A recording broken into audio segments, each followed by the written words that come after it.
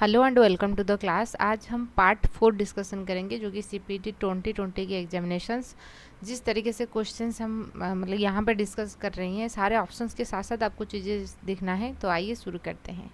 तो सबसे पहले बात करेंगे क्वेश्चन नंबर 12। देखिए, the driving force of an ecosystem.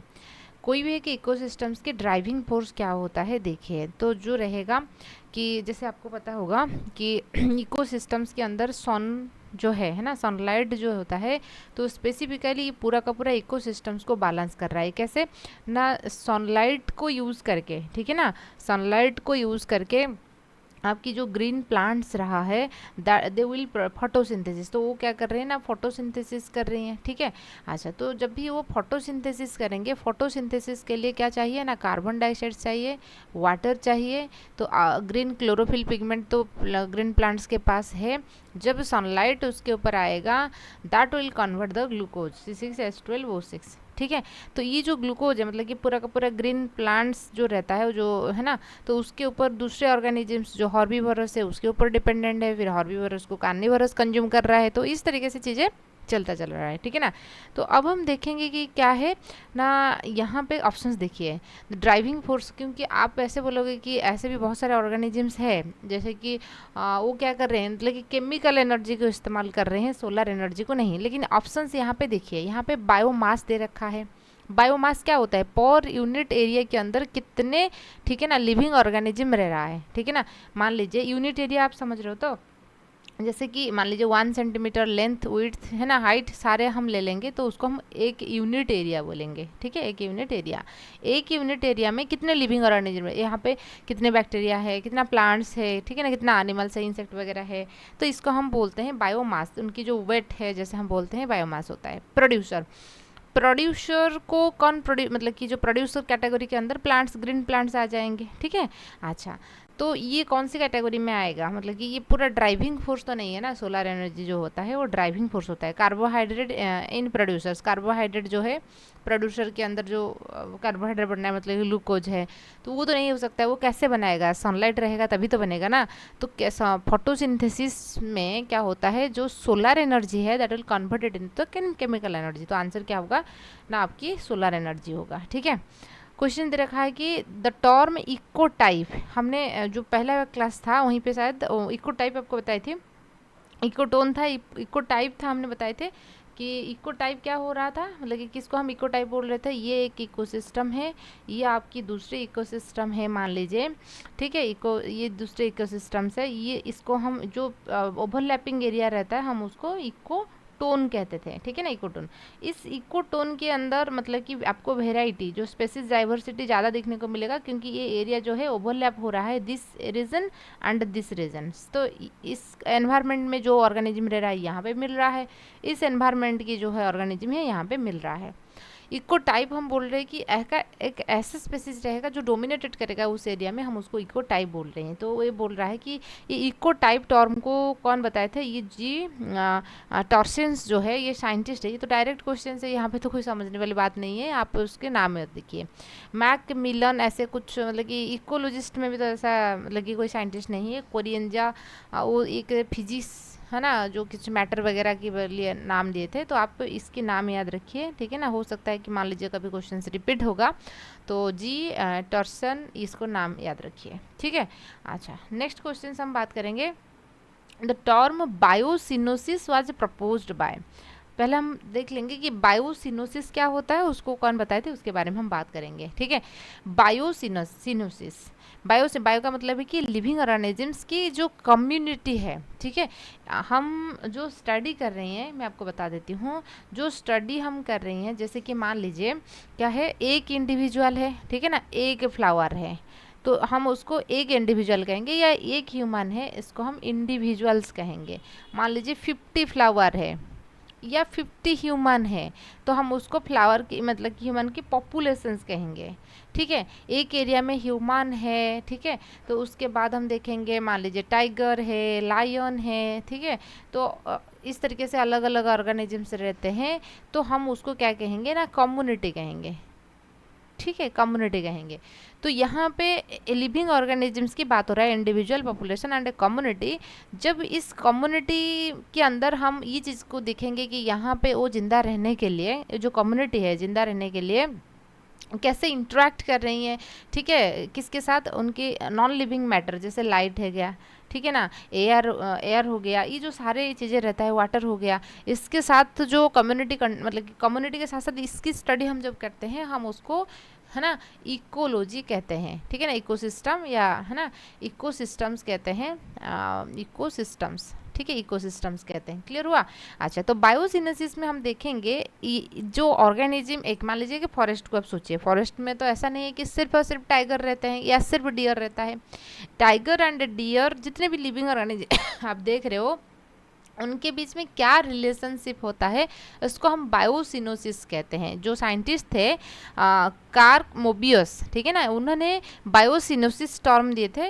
बायोसिनोसिस को आप अल्टरनेटिवली कम्युनिटी के साथ साथ भी स्टडी कर सकते हो, मतलब एक कम्युनिटी के जो ऑर्गेनिजम्स रह रहा है उनके बीच में क्या क्या रिलेशनशिप होता है, हम उसको बायोसिनोसिस कहते हैं, ठीक है। क्लोजली इंटीग्रेटेड कम्युनिटी या relationship between species in an area, ठीक है ना, स्पीसीज के बीच में, क्योंकि हमेशा याद रखिए हम कम्युनिटी तक बात कर रही हैं सिर्फ और सिर्फ लिविंग ऑर्गेनिजम्स के बारे में, ठीक है, सिर्फ और सिर्फ लिविंग ऑर्गेनिजम्स के बारे में हम कम्युनिटी, क्योंकि देखिए यहाँ पे एक लिविंग ऑर्गेनिज्म बात किया इंडिविजुअल, यहाँ पे वही सेम स्पेसीज की बहुत सारे इंडिविजुअल, है ना, के बारे में बात किया तो ये पॉपुलेशंस हो गया। यहाँ पे हम अलग अलग जो है ना पॉपुलेशंस की बात किया तो वो कम्युनिटी हो गया। जब इकोसिस्टम्स की बात आता है तब नॉन लिविंग चीज़ें की बात आता है, तब मतलब कि यहाँ पे डिफरेंट डिफरेंट कम्युनिटी तो आपको देखने को मिलेगा, साथ ही साथ आपको ये नॉन लिविंग चीज़ें के ऊपर भी फोकस करना पड़ेगा। तो यहाँ पे लिविंग नॉन लिविंग की बात दोनों की बात आता है, यहाँ तक लिविंग बात आता है। तो इसलिए बायोसिनोसिस में हमेशा याद रखिए रिलेशनशिप बिटवीन ऑर्गेनिजम्स, रिलेशनशिप ऐसा नहीं कि relationship organism with the environment, नहीं, ऑर्गेनिजम्स की रिलेशनशिप एनवायरनमेंट के साथ जब स्टडी करेंगे वो तो इकोसिस्टम हो जाएगा, वो बायोसिनोसिस नहीं होगा, ठीक है। तो छोटी छोटी बात है, लेकिन आपको क्वेश्चंस को जब रूल आउट करोगे ना, ऑप्शंस रूल आउट करोगे क्वेश्चंस में तो आपको अच्छे से समझ में आएगा, ठीक है। तो कार्ल मोबियस 1877 में ये बायोसिनोसिस टर्म को बताए थे, ठीक है ना। एजी टांसले हम देखेंगे इकोसिस्टम वाली बात होता है, एजी टांसले उन्होंने बताए थे, ठीक है। वार्मिंग ऐसे कुछ, तो मतलब कि वार्मिंग का मतलब है कि हट, ना तो ज़्यादा हट ना तो ज़्यादा कोल्ड, वो वार्म होता है ना, नॉट सो हट नॉट सो कोल्ड। तो ये कोई साइंटिस्ट की ऐसा तो नाम नहीं है, वार्मिंग दे रखा है ना, या वार्निंग दे रखा है। अच्छा ठीक है, तो ये एजी टांसले हैं, ये इकोसिस्टम्स की बात बताए थे, इनके नाम याद रखिए, बायोसिनोसिस क्या होता है, ठीक है। नेक्स्ट देखेंगे question number 15, which of the following is not a limiting factor for photosynthesis. Sir सबसे पहले समझ लीजिए कि लिमिटिंग फैक्टर क्या होता है, ठीक है, ठीक है। अच्छा, एक नाम होता है लिमिटिंग, ठीक है, लिमिट आपने पढ़ा है ना, लिमिटेड है ना, लिमिट 12th में आपने शायद लिमिट एक्सटेंड टू ऐसे करके मैथ में सुना होगा।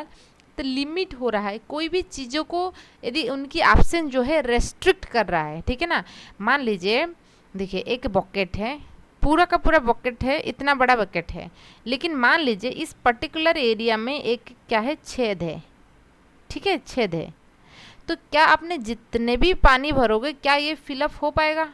कभी भी नहीं होगा। क्यों? क्योंकि पानी जो होता है ना इस छेद के बाहर आ जाएगा, कंप्लीटली पानी यहाँ तक कभी भी नहीं आएगा, ठीक है ना। तो क्या होता है ना, मतलब आपने ऐसे कंटिन्यूसली करोगे तो ये भर जाएगा, फिर वहाँ पे फिर वापस आ जाएगा, क्योंकि यहाँ तक होगा। मान लीजिए छेद नहीं है तो क्या होगा, भर जाएगा, पूरा का पूरा बकेट जो है आपकी इस तरीके से भर जाएगा, फिलअप हो जाएगा। अभी ये जो छेद है इस बकेट के लिए ये लिमिटिंग फैक्टर हो गया, समझ रहे हो ना, मतलब कि वो फैक्टर नहीं रहने से चीज़ें नहीं होगा, ठीक है ना। वो रिएक्शंस, कोई भी रिएक्शन है कि कोई भी चीज़ें है उसको कंडक्ट करने के लिए जिस फैक्टर के रहना ज़रूरी है, उस फैक्टर नहीं है तो रिएक्शंस वो परफॉर्म नहीं हो पाएगा।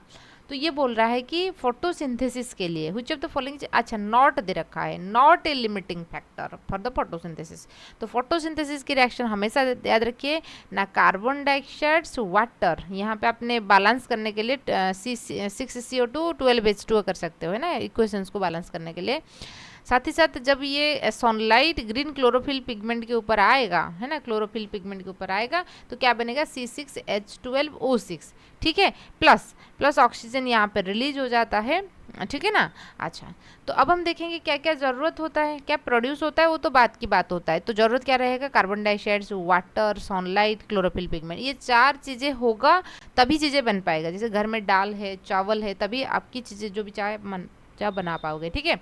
तो ये चीज़ है कि नॉट दे रखा है कि ऑक्सीजन तो ज़रूरी तो नहीं है ना, ऑक्सीजन एक प्रोडक्ट है, ऑक्सीजन वो फोटोसिंथेसिस करवाने के लिए तो ज़रूरी नहीं है, ठीक है ना।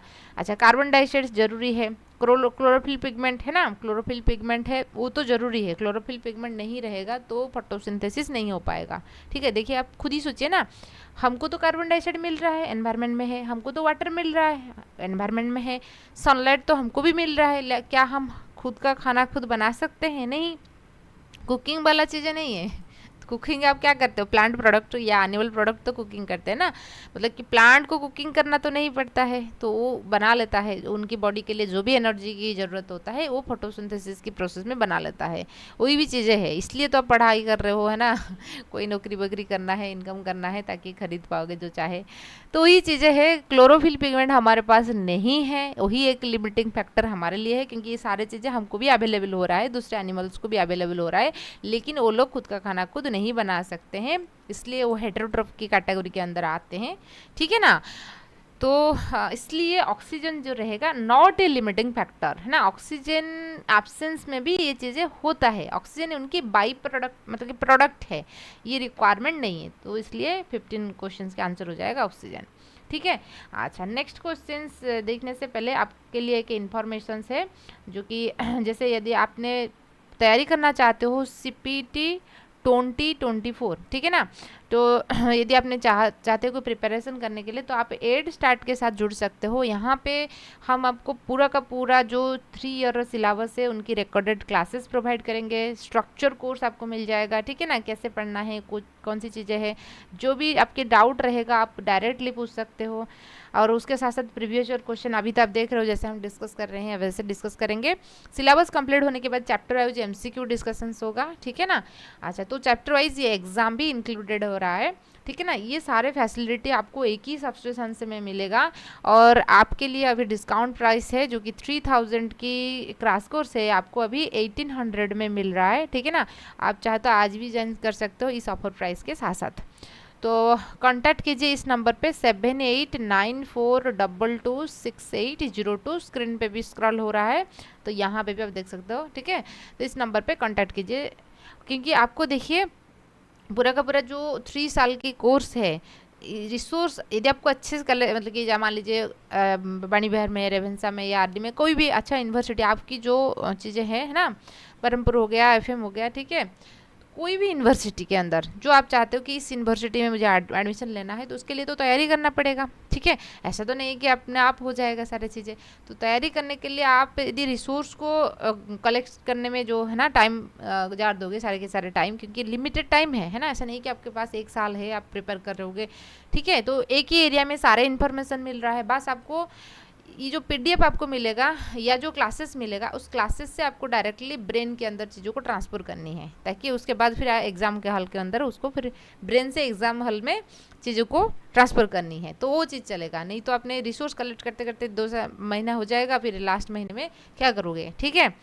तो ऐसा तो नहीं कि फिर सिलेबस भी लिमिटेड नहीं है, ठीक है ना, बहुत सिलेबस है, तो आपको कोर पेपर के साथ साथ डिसिप्लिनरी सब्जेक्ट भी पढ़ना पड़ेगा, ठीक है ना। क्योंकि मान लीजिए आपकी यूनिवर्सिटी में इम्यूनोलॉजी है, कोई दूसरे यूनिवर्सिटी के अंदर वो बायोटेक्नोलॉजी है, तो बायोटेक्नोलॉजी से भी क्वेश्चन आ रहा है, हम जब क्वेश्चन करेंगे ना आपको आइडिया आ जाएगा कि कहाँ कहाँ से क्वेश्चन आता है, इम्यूनोलॉजी से आता है, बायोकेमिस्ट्री बायोटेक्नोलॉजी से आता है, बायोकेमिस्ट्री तो आपका कोर पेपर की हिस्सा है, ठीक है ना। फिर इकोनॉमिक जूलॉजी, सेरिकल्चर, एपीकल्चर से भी क्वेश्चन आता है, फिशरी से क्वेश्चन आता है। ये जो डिसिप्लिनरी सब्जेक्ट है ये तो सारे यूनिवर्सिटी के अंदर इक्वल नहीं है, सब में अलग अलग होता है, कौन किसकी डिसिप्लिनरी सब्जेक्ट होता है अलग अलग होता है, तो इसलिए सारे डिसिप्लिनरी सब्जेक्ट से भी क्वेश्चन आता है, ठीक है। सो ये रहा आपके लिए इन्फॉर्मेशन, तो आप चाहोगे तो आज ही ज्वाइन कर सकते हो, तो तब तक के लिए थैंक यू।